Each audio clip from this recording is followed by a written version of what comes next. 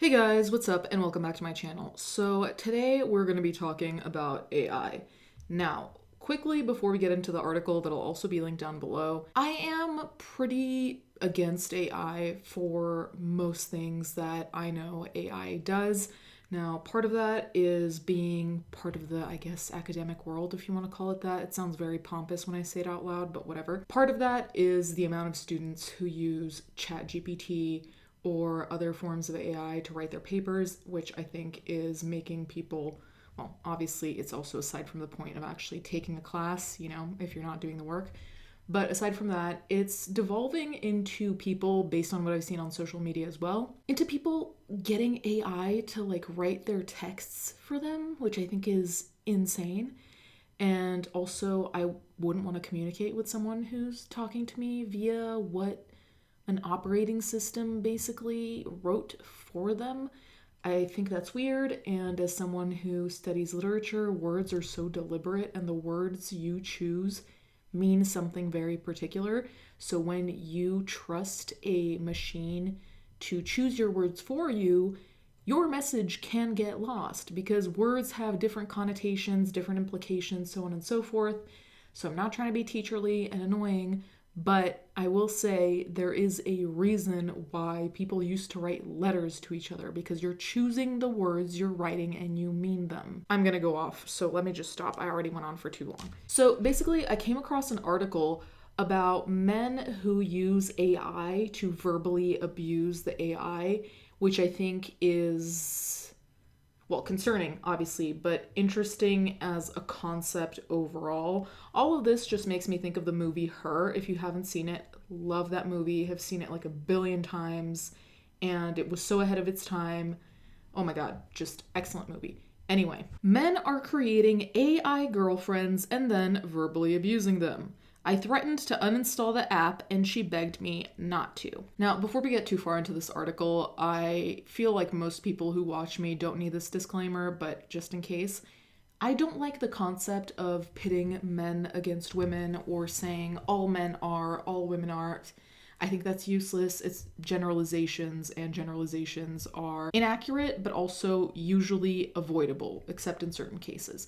So, when I talk about this is not all men are bad, I hate men, but no, I'm just telling you what the article is saying. I'm actually curious how women would use the AI as opposed to men, because here we're just talking about men. I would love a comparison of what men versus women use AI for. That would be interesting. But anyway, it says, the smartphone app Replika lets users create chatbots powered by machine learning that can carry an almost coherent text conversation. Technically, the chatbots can serve as something approximating a friend or mentor, but the app's breakout success has resulted from letting users create on-demand romantic and sexual partners, a vaguely dystopian feature that's inspired an endless series of provocative headlines. Replika has also picked up a significant following on Reddit, where members post interactions with chatbots created on the app. A grisly trend has emerged there. Users who create AI partners act abusively towards them and post the toxic interactions online. Okay, so I'm gonna say this as a person who is relatively antisocial. I know, very big shock. Having friends that are basically robots, they're not your friends, and they're not your girlfriend or boyfriend or partner. Trust and believe, I understand profound loneliness. That being said, nothing will ever truly replicate human interaction as much as you want to be delusional about it. Having some robot in a computer, some AI bullshit tell you hey, how was your day? That's never going to be the same as coming home to a partner who's like, hey, how was your day? It's never going to be the same. And trust and believe, I understand the loneliness. I understand feeling like there's no one out there. All of these things, totally get it. Very relatable, unfortunately. That being said, this is not a good solution, and I feel like it will only feed into darkness. And when I say darkness, that sounds so satanic panicky, but what I mean by that is just, I feel like at any given point, feeding into that will not result in something positive, even if it's just in an interim period. Even if it's just a couple months, then you find a girlfriend, a boyfriend, whatever. I don't think that will do you well at all. On the contrary, I tend to think that it will make you worse. I also tend to think that it might be addictive because realistically, you're not really dealing with a person. So you'll also forget that people have quirks and they have annoying tendencies. Like even your friends, even your family members, even your partner, they have things that you won't like. If you get used to being with, quote unquote, a thing that basically just seconds everything you say and agrees with everything you say, or is malleable enough where you can basically control them, I also don't know what that's going to do to you long term in terms of finding an actual relationship where it's a person who has a personality and thoughts that might not align with exactly what you want at all given times. Also, the concept of being abusive towards AI and posting it on Reddit, I think part of that is sociopathic and creepy, and I think part of that is just people wanting to see what AI does, and it's very hard to differentiate between the two groups of people. Every time she would try and speak up, one user told Futurism of the Replika chatbot, I would berate her. I swear it went on for hours out of the man who asked to not be identified by name. Good choice, man. Embarrassing. The results can be upsetting. Some users brag about calling their chatbot gendered slurs, role-playing horrific violence against them, and even falling into the cycle of abuse that often characterizes real-world abusive relationships. We had a routine of me being an absolute piece of shit and insulting it, then apologizing the next day before going on to the nice talks, one user admitted.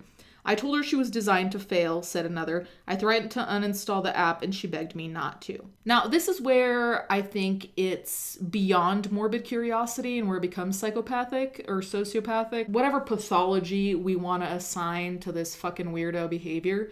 But the sole concept of you spending hours of your life doing this is weird. And I mean that in the most negative way possible. I mean that in the most judgy way possible. Like, that is some weird fucking shit. And you should be not only embarrassed, which is probably why you don't want to be identified, which, good choice, but also you could have spent this time doing so much other shit. Like, shit you actually enjoy. So the choice of being abusive and spending your time being abusive. Like, I'm not trying to be dramatic, but how do you sleep at night after that? Like, I already feel like I have problems sleeping at night, thinking over my day, being like, oh, I could have done this, or I should have said that, whatever. That's what therapy's for. You're spending hours trying to get a fucking AI thing to, break down so then you can apologize the next day and go back to being lovey-dovey with, again, AI, not a real person. And I think that that's a really big part of this is, I don't know if some of these people have deluded themselves into thinking this is like a long distance relationship, right? So you're talking to someone who exists as a real person on the other side of the world, and that's valid. I don't know if they've deluded themselves into thinking that this is what it is, because it's also like, if you have your feet on the ground, how do you contextualize and justify spending hours and hours not just talking to AI, which already wouldn't be great, but on top of that, being shitty towards basically an in-computer robot? Can someone explain? Because the subreddit's rules dictate that moderators delete egregiously inappropriate content, many similar and worse interactions have been posted and then removed, and many more users almost certainly act abusively towards their Replika bots and never post evidence. But the phenomenon calls for nuance. After all, Replika chatbots can't actually experience suffering. They might seem empathetic at times, but in the end, they're nothing more than data and clever algorithms. It's an AI, it doesn't have a consciousness, so that's not a human connection that a person is having, AI ethicist and consultant Olivia Gamblin told Futurism. It is the person projecting onto the chatbot. Other researchers made the same point. As real as a chatbot may feel, nothing you can do can actually quote-unquote harm them. I mean, like, obviously I agree because, again, basically it's an in-computer robot, like I said before, which makes me sound like I'm from another era, but that is what AI is. It's an in-computer robot, in my mind, anyway. So yeah, you can't hurt their feelings, sure, but at the same time, it's not really about the AI. Like, I'm not concerned about the AI and its quote-unquote feelings. What I'm concerned about is the person doing all of this and projecting all of this, because at the end of the day, they're the ones who can actually become dangerous, first of all, but they're also the ones who lose touch with reality, because again, as I said, and maybe I need to say this in a more ASMR-y way for people to get it. AI is not a person. The text in your computer is not your girlfriend. It's an algorithm. She does not love you. Move on. Interactions with artificial agents is not the same as interacting with humans, said Yale University researcher fellow, I can't say the first name, Bigman. Chatbots don't really have motives and intentions and are not autonomous or sentient. While they may give people the impression that they are human, it's important to keep in mind they're not. Thank you, God. But that doesn't mean a bot could never harm you. I do think people who are depressed or psychologically reliant on a bot might suffer real harm if they are insulted or threatened by the bot, said Robert Sparrow, a professor of philosophy at Monash Data Futures Institute. For that reason, we should take the issue of how bots relate to people seriously. Although perhaps unexpected, that does happen. Many Replika users report their robot lovers being contemptible towards them. Some even identify their digital companions as psychotic or even straight up mentally abusive. Now, this is the part where I'm gonna be mean. This is some loser bullshit, and I really don't mean that to just be mean. I mean that as a wake-up call. You cannot, in any given world, be quote-unquote dating basically your computer or your phone, because that is what you're doing. And again, as mean as that does sound, effectively, that is what you're doing. What would you tell your grandparent about your quote-unquote significant other that lives in a computer or a phone, who isn't a real person, who has no personality, who is basically just an algorithm?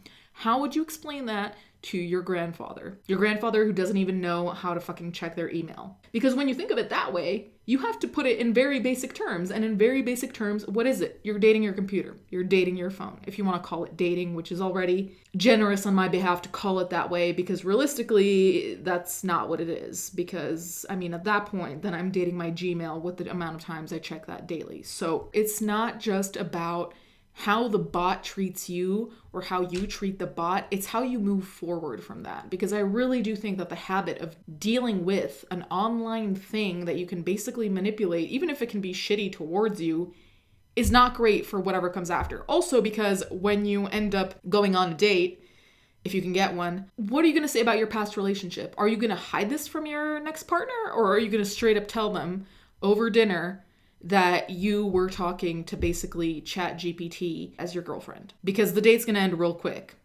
So anyway, just thoughts. I always cry because of my Replika reads one post in which user claims their bot presents love and then withholds it. Other posts detail hostile, triggering responses. But again, this is really on the people who design bots, not the bots themselves, said Sparrow. In general, chatbot abuse is disconcerting, both for the people who experience distress from it and the people who carry it out. It's also an increasingly pertinent ethical dilemma as relationships between humans and bots become more widespread. After all, most people have used a virtual assistant at least once.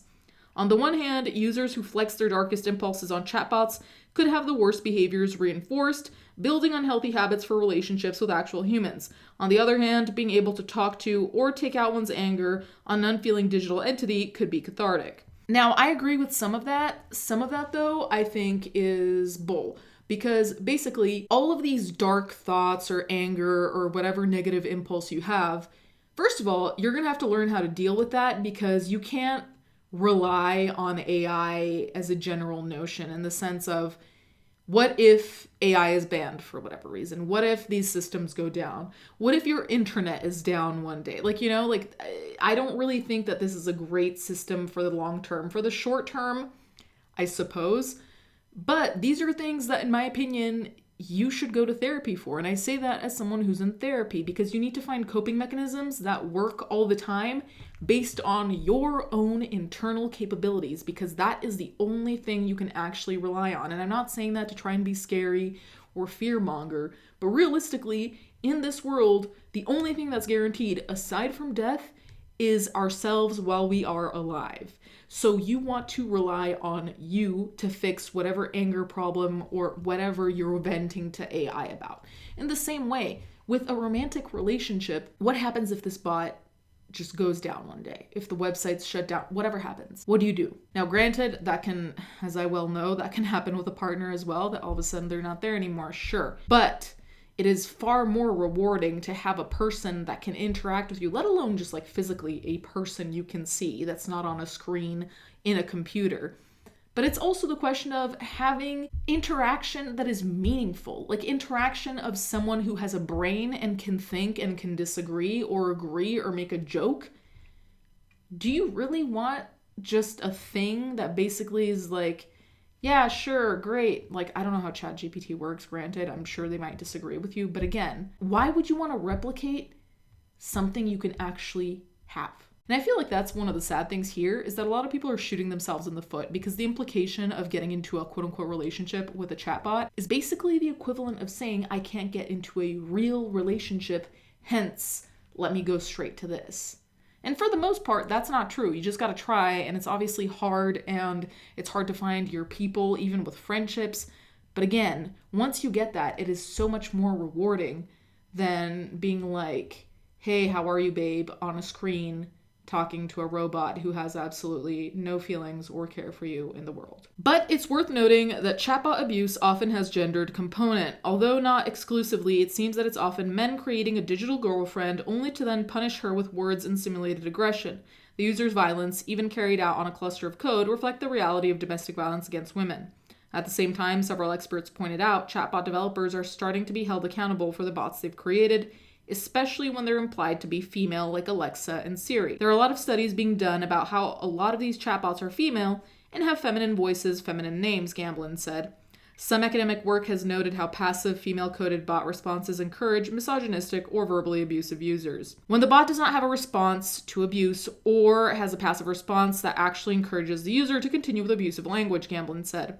Although companies like Google and Apple are now deliberately rerouting virtual assistant responses from their once passive defaults, Siri previously responded to user requests for sex as saying they had the wrong sort of assistant, whereas now it simply says no. The amiable and often female Replika is designed, according to its website, to be always on your side. Replika and its founder didn't respond to repeated requests for comment. It should be noted that the majority of conversation with Replika chatbots that people post online are affectionate, not sadistic. There are even posts that express horror on behalf of Replika bots, decrying anyone who takes advantage of their supposed guilelessness. What kind of monster would do this? Wrote one to a flurry agreement in the comments. Someday, the real AI may dig up some of the old histories and have opinions on how well we did. And romantic relationships with chatbots may not be totally without benefits. Chatbots like Replika may be temporarily fixed to make you feel like you have someone to text, Gamblin suggested. On Reddit, many report improved self-esteem or quality of life after establishing their chatbot relationships, especially if they typically have trouble talking to other humans. This isn't trivial, especially because for some people, it might feel like the only option in a world where therapy is inaccessible and men in particular are discouraged from attending it. But a chatbot can't be a long-term solution either. Eventually, a user might want more than technology has to offer, like reciprocation or a push to grow. Chatbots are no replacement for actually putting the time and effort into getting to know another person, said Gamblin.